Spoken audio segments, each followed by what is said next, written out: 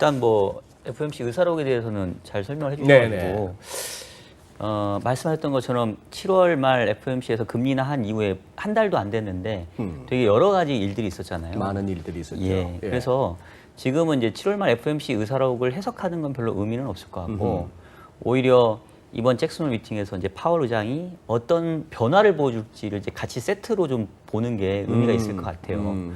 그러니까 전체적인 분위기는 그때만 하더라도 조금 등에 떠밀린 듯한 느낌. 그리고 금리를 인하했지만 뭐 여러 형태로 이번 금리 인하가 뭐 보험 성격의 것이며 뭐 중기 사이클의 조정이며, 그러니까 마치 이번에 금리 인하가 향후 추세적으로 진행될 금리 인하로 오해하지 마라. 그게 핵심, 그게 그렇죠. 파월 의장의 핵심이었죠. 전하고자 하는 메시지. 그러니까 미국 경제는 좋은데 뭐 흔히 말하는 보험 성격이라는 게 결국은 말은 안 했지만 트럼프가 이렇게 하도 저렇게 하니까 비속어를 쓰고 싶은데 방송이나 쓸 수가 없는데 예? 트럼프가 하도 이렇게 그렇게 하니까 말을 하고 싶으시구나. 예, 그렇죠. 네. 그래서 이제 금리 인하를 한번 해준 거다. 이런 게 이제 7월 FOMC의 내용이었던 것 같은데 네. 그 뒤로는 사실은 뭐 미국 경제는 탄탄하지만 글로벌리 봤었을 때 경기에 대한 둔화 우려가 상당히 많이 커졌잖아요. 네. 그래서 아마도 잭슨홀 미팅에서는 조금 더 그때보다는 훨씬 이제 이번 금리 인하가 지난번처럼 보험 성격이다, 일시적이다, 뭐 이런 얘기는 제가 봤을 때 안 할 것 같고요. 어쩌면 이제 추세적인 금리 인하가 될 수도 있는 그런 가능성을 조금 내비치는 잭슨홀 미팅이 되지 않을까. 그래서 그런 변화가 있을지를 FOMC 의사록하고 잭슨홀 미팅하고 같이 좀 투자자들 입체적으로 살펴자. 같이 세트로 한번 보는 게 의미가 있지 않을까 싶습니다. 사실 저도 소장님 쪽 의견에 가까운데, 네. 그러니까 우리가 원래 연준은 항상 이제 분기 말에 주로 금리 결정을 해서 이제 점도표하고 우리가 금리 결정을 네. 같이 볼 수 있었는데 지금 이제 사실 되게 오랜만에 분기 말이 아님에도 불구하고 7월 달에 이제 금리 인하를 해가지고 그런 셈이죠. 네, 사실은 이제 369, 12가 아닌데도 했다는 거죠. 그렇죠. 그러니까 6월 말에 있는 그 점도표가 가장 최근 점도표인데 네. 그때만 하더라도 여전히 그 흔히 말하는 중립금리 내지는 연준이 타겟으로 삼고 있는 금리 수준이 지금도 높았단 말이에요. 그러니까 이제 저도 느끼기에는 연준은 여전히 중립금리 수준으로 금리를 끌어올리고 싶어 하는데 그 가는 과정에서 최근의 경기 여건 자체가 다소 조금 불안한 게 있으니까 살짝 금리를 한 차례 내지는 뭐 아까 얘기했던 것처럼 과거에 한 3차례까지 인하한 적도 있었으니까 그렇게 살짝 한번 인하해줬다가 다시 이제 경기 여건 좋아지면 우리는 금리 인상 사이클을 재개할 거야. 네. 그러니까 저는 금리 인상 사이클이 아직 끝나지 않은 상태에서 중간 살짝 조정 그 느낌으로 받아들였거든요. 그래서 아까 저도 이제 잭슨홀 미팅이 궁금하다는 얘기가 여전히 그 스탠스를 유지할 거냐. 그리고 9월 말 FOMC에서는 이제 점도표를 내야 되거든요. 예. 만약에 점도표에서 9월 말이에요. 9월 18일? 9월 네. 예. 9월 FOMC에서는 이제 점도표를 보여줘야 되는데 여전히 점도표상에서 흔히 말하는 그 중립금리 내지는 그 롱텀 레이트 자체가 저 위쪽에 있다라고 한다면 연준의 스탠스는 여전히 우리는 이번에 금리 인상 사이클 끝난 게 아니야. 최근의 금리 인하는 그냥 흔히 말하는 뭐 2보 전진을 위한 1보 후퇴? 뭐 이렇게 지금 연준은 계속 스탠스를 가져가는 거죠. 그리고 그런 모습이 진짜 나타난다면 그거는 대단히 호키시한 거죠. 오케이. 그러니까 과거에도 보면 2년, 10년 스프레드가 역전된 다음에 실제로 이제 주식시장이 뭐 붕괴되고 뭐 경기가 꺾이는 데는 뭐 한 13개월? 뭐 15개월? 시차가 있었죠. 이런 게 있었다고 하니까 그것도 있는 것 같고 말씀하셨던 것처럼 종가 기준으로 지금 아직 역전은 안 됐어요. 장중에만. 예, 장중에 역전됐다가 다시 또 정상화되고 이래서 사실은 아직은 채권 시장도 명확하게 경기에 대해서 뚜렷하게 침체로 갈 거야라고 아직 보여주고 있지는 않죠. 네. 그럴 수도 있는 거 아니야? 이렇게 지금 헷갈려하고 있는 상황이죠. 그러니까 트럼프를 그냥 깐다라는 느낌보다는 내년도 대선까지 아직도 시간이 너무 많이 남았어요. 내년 11월이잖아요. 예. 지금 8월밖에 안 됐으니까 아직도 뭐 한 1년 3개월 정도. 물론 뭐 실질적으로 이렇게 이제 그 민주당 후보가 최종 확정돼 갖고 레이싱 벌리고 이럴 때는 좀 상황이 긴박해지긴 하겠지만 적어도 내년도 요맘때까지 한 1년 정도는 아직 시간이 남아 있는 것 같아요.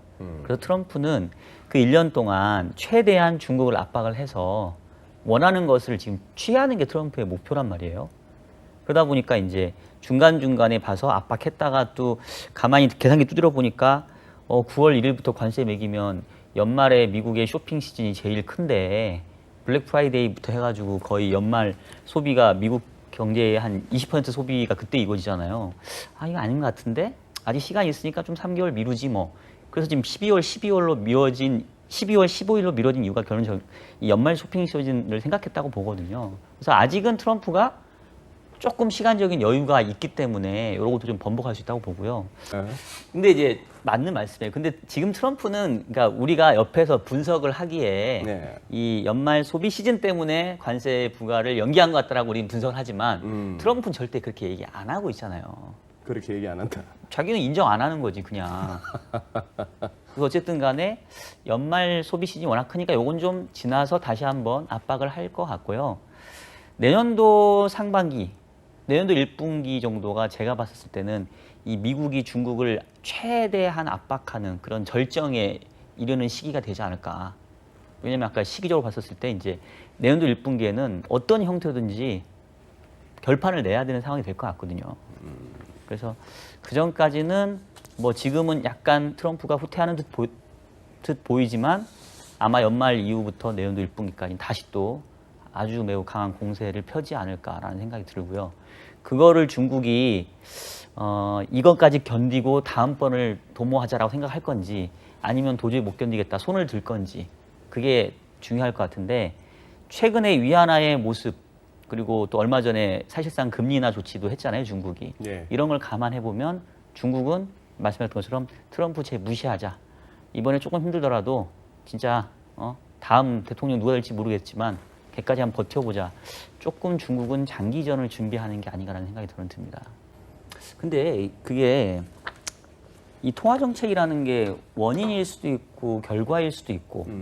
근데 사실은 지금 뭐 다들 얘기하는 것처럼 결과적으로 7월 달에 연준이 금리를 내렸고 또 내리기를 기대하고 예상하는 환경이긴 한데 네. 사실 그거는 연준의 잘못은 아니었잖아요. 네. 즉 과거에는 연준이 항상 오버킬, 즉 경제 여건보다 과하게 금리를 올려서 그 자체가 경제에 부담을 주고 금융 환경을 너무 긴축적으로 만들고. 그렇죠. 그래서 이제 스스로가 사이클이 바뀌었기 때문에 금리 인하를 했던 게 이제 연준의 패턴이었다고 한다면 지금 나타나고 있는 금리 인하는 사실은 그거하고는 조금은 성격이 다르단 말이에요. 근데 결과론적으로 그렇게 가고 있기는 해요. 왜냐하면 다른 측면, 즉 미국과 중국과의 무역 분쟁, 트럼프가 계속 이 뭔가 불확실성을 높이고 있다 보니까 결과적으로는 금리를 인하하는 게 맞는 환경으로는 가고 있거든요. 그래서 제가 봤을 때는 결국은 저도 내년도 말 정도에는 지금보다 금리가 3번 내지는 4번 정도 인하가 돼 있을 거라고 보는데 그게 옛날처럼 연준이 뭔가 선행하고 주도하는 형태가 아니라 그냥 버티다가 또 어쩔 수 없이 금리 인하해야 되는 환경에 몰려서 인하하고 이제 이런 형태가 될 것 끌려가는 같거든요. 거예요, 시장에? 그렇죠.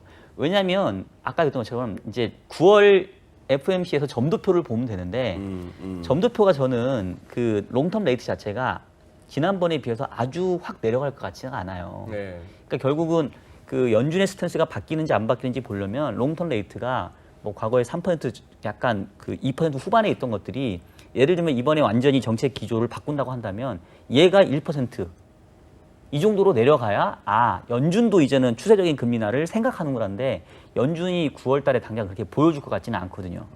그럼 역시 시장에서는 계속해서 결과적으로는 금리를 인하하지만 연준이 금리 인하를 먼저 하겠다는 얘기를 안 해주는 상당히 좀 통화 정책에서는 약간 답답한 환경이 될 것 같고요. 네. 그런 상태에서 그럼 질문하신 게 뭐 ECB라든가 BOJ 어떻게 할 거 아니야? 후행적으로 움직이겠죠. 연준이 하는 거 봐서 그리고 연준의 정책에 의해서 달러가 어떻게 되는지 봐서. 네. 아직도 계속 담는 중이세요? 일단 뭐 보험자산 운용하는 차원에서는 기본적으로 계속 들어오는 보험료는 흔히 말하는 자산부채 듀레이션 매칭을 해야 되기 때문에 어쩔 수 없이 채권을 담아야 되는 부분이 하나 있고요. 네. 그 다음에 이제 금리가 하락을 하게 되면 부채 듀레이션 자체가 늘어나서 더 또 채권을 사야 되는 그러니까 약간의 악순환이죠. 금리가 하락을 하게 되면 그러니까 최근에 글로벌리 금리가 빠르게 하락한 것도 가장 큰 이유는 금리가 하락하기 때문이에요. 뭐라고요? 금리가 하락했기 때문에 네. 더 사야 되는 수요가 생기고 그러니까 또 그게 또 금리를 하락시키는 이유가 됐다고요. 악순환에 이런 어떤. 그래서 지금 이제 물어보시니까 답변 드린 거는 결국은 향후의 시장 전망이 어떠냐에 따라서 금리가 계속해서 낮은 수준에 머물러 있고 더 떨어질 것 같다면 더 사야 됩니다. 그럼 결국은 그 악순환의 고리를 끊어버릴 거, 뭐 채권 시장이 금리가 급등까지는 아니더라도 지금 뭐 글로벌리 뭐 17조 달러 정도인가가 뭐 마이너스 금리로 들어갔다고 하니까 15조, 16조 달러라 조금 그러더만. 더 늘어났다고 하더라고요. 더 늘었어요? 최근에. 예. 그러면 한 3분의 1 정도 된다는 말이 맞습니까? 전체. 유럽에서는 그럴 거예요. 유럽에서는 예. 그러니까 그런 잠깐만요. 말씀 중에 그 대목에서 자, 독일 국채 수익률이 마이너스 0.7 정도 해요. 네네. 예? 네. 그러면 유럽의 기관 투자자, 유럽에서도 예를 들어서 보험사에서 우리 박 박사님처럼 그런 CIO 같은 사람들이 뭐 운용을 해야 되는데 네. 어쨌거나 자산이라고 그걸 갖다 우량 자산이라고 살 거 아닙니까? 네네. 사는 순간에 자기는 이제 자기가 산 가격으로 봤을 때는 이거 만기 때까지 들고 있으면 이거 마이너스 0.7%예요. 네네. 예? 마이너스 0.7%인데 그렇게까지도 사는 이유는 그렇게까지도 사는 이유는 그랬다가 망하는 경우는 예를 들어 금리가 시장에 금리가 오른다. 인플레가 진짜 아닌 게 아니라 살아나겠나 싶더니 인플레가 결국 살아나서 시장 금리도 올라간다. 그러면 이제 상식적으로 이해는 됩니다. 나는 마이너스 0.7% 들고 있는데 다른 사람들이 이제 뭐 1%, 2% 플러스로 된 수익률을 내고 있어. 네네. 나는 손해야. 그렇지만 뭐 평가 손이고. 그냥 난 만기까지 그냥 갈래. 대신 나는 바보처럼 마이너스 0.7% 수익밖에 못 냈어. 라고 하지만 어쨌거나 시장에 금리가 오르면 바보 된 거예요. 네. 그죠? 네네. 뭐 팔면 이제 확정되는 거고 손실. 네. 마이너스 수익률에도 담아야 되는 상황이 어떤 경우예요? 도대체 기관들이. 그 질문을 제가 여러 번 받아서 말씀드리면 네. 일단은 지금의 마이너스 금리 수준으로 한순간에 온 게 아니잖아요. 네. 금리가 갑자기 플러스에 있다가 마이너스로 훅 뛰어내린 게 아니란 말이에요. 계속 금리가 흘러내렸어요. 그 얘기인즉슨 사실 금융위기 직후에만 살짝 금리가 올랐고 거의 10년 동안 계속 금리 지금 떨어지고 있거든요. 그래요. 그러니까 그때마다 계속 비슷한 질문이 왔던 거죠. 금리가 최근에 이렇게 많이 떨어졌는데 바닥 아니냐. 그러면 이제 채권 시장이 뭐 흔히 말하는 뭐 대학살 비슷한 형태가 버블이 붕괴되는 거 아니냐. 이런 논란이 하물며 작년 초에도 있었어요. 그 당시에 뭐 JP 모건의 제이미 다이먼 회장은 미국 5% 가네. 트레저리가 뭐 이런 4% 소리. 넘어간다 했었으니까 그때 3%대 자꾸 넘어갔을 맞아요. 때 5% 넘는다 했어. 그럼 지금 어떻습니까? 1.5. 그러니까 제 말씀은 뭐냐면 그런 전망들이 계속 있었지만 그럼에도 불구하고 계속 금리가 하락해 왔기 때문에 더 이상 그런 전망에 근거해서 금리가 이제는 올라갈 때가 된 것 같은데 라는 생각으로 뭔가 포지션을 선제적으로 취하기는 상당히 어렵고요. 네. 그리고 결국 이제 경기가 돌아가는 환경, 향후의 경기 전망에 기인해서 시장도 형성이 될 텐데 지금 결국은 미국 경제가 레이트 사이클이라고 얘기하는 거는 지난 10년 넘게 경기 호황을 거친 다음에 경기 불황으로 가기 직전에 이 기간이 좀 더 연장될 수 있냐 없냐를 지금 논하고 있는 기간이지 아직 확장 이후에 분화 안 갔잖아요. 아직 안 갔죠. 그러니까 순서상 봤었을 때는 경기 불황이 일단 오고 그 불황의 폭이 생각보다 좁을지 짧을지 이제 그 부분이 다 판가름 된 다음에 그 다음에 우리가 경기의 반등, 금리의 반등을 논할 수 있지. 지금 상태에서 벌써부터 금리 바닥인 것 같은데 심증적으로 마이너스 폭이 더 커질 수 있어. 이렇게 의심하고 실질적으로 포지션이 안 했던 투자자들은 지금 계속해서 수세에 몰리고 있는 상황이라는 거죠. 그래서 그게 하나고 두 번째, 왜 마이너스임에도 불구하고 채권을 사야 되냐고 한다면 뭐 마이너스 채권을 사서 더 마이너스를 팔면 돼. 뭐 이것도 있긴 하지만 결국 가장 큰 거는 수요와 공급상에서 제도적인 수요가 존재를 해요. 제도적인 수요. 그러니까 예를 들면 그 기관 투자자의 경우에는 흔히 말하는 뭐 그 무위험 자산의 비중이라는 게 있습니다. 네. 그러니까 국채를 의무적으로 들고 가야 돼요. 이게 마이너스이든 플러스든 그리고 또 환 거래를 하려고 한다면 담보 성격으로 뭔가 제공을 해야 될 때 그것도 국채만 받아줘요. 그러니까 저도 최근에 뭐 장기채 금리를 울며 겨자며 그래서 삽니다. 근데 그거는 제가 사고 싶어서 하는 게 아니에요. 어쩔 수 없이 사야 되는 제도적인 그런 수요가 있다는 얘기예요. 아, 예. 그 부분이 그렇고 마지막으로는 결국은 현재 유럽 중앙은행들은 유럽 중앙은행이 예치금리 마이너스 0.4%잖아요. 네. 즉 시중은행이 중앙은행에 돈 맡기면 마이너스 0.4%예요. 비용이 드는 거예요. 비용이 드는 거예요. 그러면 중앙은행이 보내는 메시지는 시중은행에게 니네 초과 지중금이든 뭐 주로 초과 지중금이겠죠. 의무적으로 맡겨야 되는 지준금 말고 초과 지준금은 맡기지 마. 맡기면 우리는 무조건 0.4% 수수료 매길 거야. 그 얘기즉슨 제발 시중에 돈 풀고 대출하고 시중에 돌려라라고 하는 그런 얘기인데 얘기죠. 시중은행은 그 대출처를 못 찾는 거예요. 없으니까. 그리고 만약에 대출을 해준다고 치면 얘가 부도날 가능성이 큰 애들이니까 차라리 0.4% 떼고 차라리 마라. 수수료 떼이고 만다라는 거예요. 자, 그런데 그 마이너스 0.3% 예치금리가 아까 김도원 연구도 얘기했지만 이번에 22회에서는 또 낮아질 걸로 예상이 되는 거죠. 그리고 양적 완화도 다시 진행할 가능성이 큽니다. 22쪽에서 22가 향후에 네. 이제 우리가 뭐 정말 미국이 내년도까지 금리를 계속 3번, 4번 인하한다고 하면 22가 취할 수 있는 정책은 마이너스 금리, 예치 금리 더 낮추는 거, 그다음에 양적 완화 재개인데 또 양적 완화 하려고 한다면 유럽은 국가가 다르잖아요. 그래서 예. 22가 각 국가별 국채를 사줄 때 또 쿼터가 있어요. 예. 그럼 그 쿼터에서 제일 많이 사야 되는 게 뭐냐? 또 독일 금리예요. 또 독일이야. 그러니까 아까 했던 것처럼 계속 누군가는 이 독일 채권을 사줘야 되는 그런 수요들이 계속 생기고 있는 상황이에요, 지금. 이 틀 자체를 완전히 깨부수지 않는 한 왜 마이너스 금리인데도 이 채권을 삽니까? 이게 그나마 덜 마이너스라는 거예요, 지금. 그렇다면은 독일 국채 수익률이 마이너스 0.7 정도고 지금 일본의 JGB가 마이너스 0.2 정도 되나요? 그러면 JGB는 고금리채네. 그렇죠. 엄청 무겁죠, 그래. 엄청 무거운. 거기에 비하면 미국 국채는 슈퍼 고금리채네. 그렇죠. 그러면 어지간한 돈들은 다 미국 국채 사러 가야겠네요. 지금 그런 상황인 거죠. 그래서 그러면 미국 국채 수익률은 더 떨어지겠네요. 그러니까 어떤 힘이 더 크냐예요, 결국은. 그러니까 미국 경제는 어쨌든 아직은 견조하잖아요.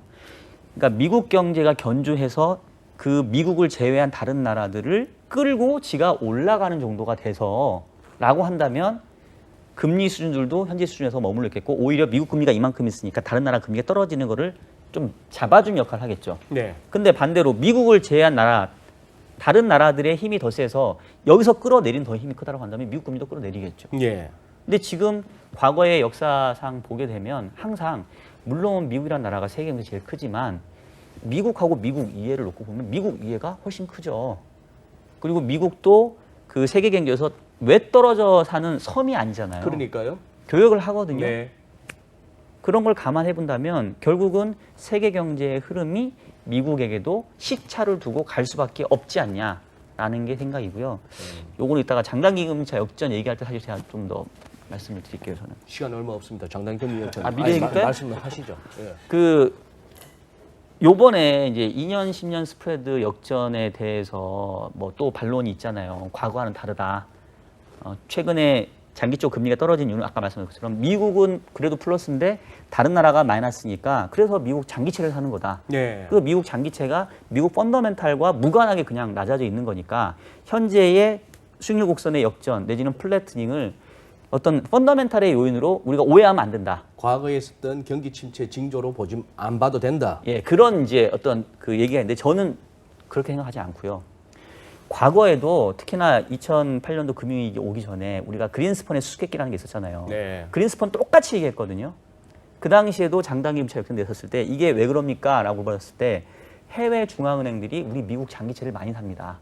그때는 상황이 조금 달랐어요. 그때는 다른 나라 대부분 이제 흔히 말하는 경상수지 흑자국이어가지고 쌓이는 외환 보유고를 미국채로 소화하다 보니까 그런 상황이었는데 어쨌든 근데 중요한 건 뭐냐면 앞서 얘기했던 것처럼 미국과 미국 이외라고 생각한다고 한다면 지금 미국을 제외한 다른 나라들의 경제는 안 좋죠. 예. 그래서 금리가 마이너스예요. 그 얘기인즉슨 뭐냐면 다른 나라의 금리가 마이너스에서 미국 금리를 끌어내리는 것처럼 보이기도 하지만 결국은 펀더멘탈리 미국 이외의 국가들이 경제가 안 좋기 때문에 언젠가는 시차를 두고 미국 경제도 끌어내릴 거야 라는 부분을 저는 채권 시장이 지금 먼저 보여주고 있다고 생각한다는 거죠. 뭐 논리적인 전개가 그렇게도 가능하죠. 예. 그러니까 뭐 흔히 말하는 백투백으로 상품을 넘겨서 팔았다고 한다면 뭐 그럴 수도 있고 자체 개발했다고 한다면 자체에서 해지를 할 거니까 그럴 수도 있고. 근데 이게 그러면 그쪽에서는 이렇게 될 줄 알고 배팅을 한 거냐? 그것도 아니거든요. 그것도 아니겠죠. 그리고 그쪽도 뭐든지 나름대로 기본적으로 자기들은 또 치밀하게 해칭하면서 또 이렇게 했을 그렇죠. 것이고. 세일즈 앤 트레이딩 같이 하기 때문에 네. 걔네들도 왜냐하면 이렇게까지 금리가 떨어질지를 사실은 사는 사람도 몰랐고 그래요. 파는 사람도 몰랐고 설계한 사람도 제가 봤을 때 몰랐을 거예요. 솔직히 그럴 것 말씀드리면. 같아. 그러면 그쪽도 보면 순수하게 이 모든 거를 다 먹고 있는 게 아니라 또 얘네도 일정 그냥 부분 이렇게 해체하면서 나눠져서 이렇게 그렇죠. 가 있겠죠. 그러니까 요거는 그냥 골고루 어딘가에 뿌려 흩어져 있다라고 사실 생각하는 그렇게 게 제가 보면 봤을 때 되겠고. 합리적이에요. 맞네요. 그 말씀이 맞겠고. 제가 지난번에 또 한번 지르셨잖아. 그렇죠. 지난번에 제가 이렇게 한번 신내림을 받아서 금리 인하를 소수 의견으로 강하게 얘기를 했는데 네. 저는 요번에 저도 비슷해요. 금리 인하의 소수론자가 등장하는 동결. 2달 연속 하느니 하기에는 쉽지 않고요. 근데 그 당시하고 지금 다른 건 뭐냐면 그때는 그래도 총알이 조금 있었기 때문에 네. 뭐 나름 선제적으로 금리를 인하할 수 있는 여력이 있었고 FMC가 얼마 후에 금리 인하할 게 뻔했기 때문에 하는 입장에서는 조금 마음 편하게 움직일 수 있었을 텐데 사실 요번 금통위에서는 다음 9월 FMC에서 연준이 금리를 얼마나 내릴지 내릴지 안 내릴지에 대해서 명확하게 지금 잡혀져 있지가 않아서 그 부분도 하나 좀 걸리고 네. 그다음에 두 번째는 이제 총알이 일단 25표 한번 소진했기 때문에 지금 3번 올리고 1번 떨어뜨렸단 말이에요 지금. 그러니까 완전히 저점을 갱신하지 않는 한 금리의 바닥 수준이 어느 정도 있기 때문에 하는 입장에서는 조금은 이제 총알을 아껴야 되는 국면이기 때문에 제가 봤을 때는 요번에 바로 연이어서 금리를 인하하기에는 좀 어렵지 않을까라는 생각이 들어요. 알겠습니다. 박정훈 부장. 오늘 좀 얘기를 많이 해가지고 다른 부분에 대해서 짧게 하겠습니다. 네. 네. 일단은 지금 특히 이제 채권 시장에서 나타나는 최근에 그 미국채 2년과 10년 금리 스프레드의 역전 뭐 이런 모습들은 아까도 얘기했지만 저는 분명히 이거를 또 수급의 변수로 치부하기에는 또 우리가 금융시장이 보내는 신호를 잘못 해석할 수 있다. 예. 이것이 단순히 수급으로 인한 문제다, 수급으로 인한 결과다라고 단순하게 그렇게 단순화하다는 것은 하면 안 된다라는 거고요. 앞서 얘기했던 것처럼 지금은 이제 미국 경제는 좋지만 미국 이외의 경제는 좋지 않은 상황. 근데 지금까지는 그래도 미국이 영원까지 끌어모아서 사실은 다른 나라의 부를 어떻게 보면 뺏어 오다시피 해서 미국만 잘 나갔는데 저는 이제 그것도 한계 상황에 좀 오고 있는 게 아닌가. 그럼 결국은 미국 이외의 국가들이 부진한 것들이 이제 미국 경제에 악영향을 주기 시작하는 국면들이 지금 눈에 다가오고 있는 것, 이거를 바로 지금 미국 채권 시장의 수익 곡선 역전이 암시하고 있기 때문에 이 부분들에 대해서 저는 상당히 주의 깊게 봐야 된다는 말씀 다시 한번 드리고 싶습니다. 예.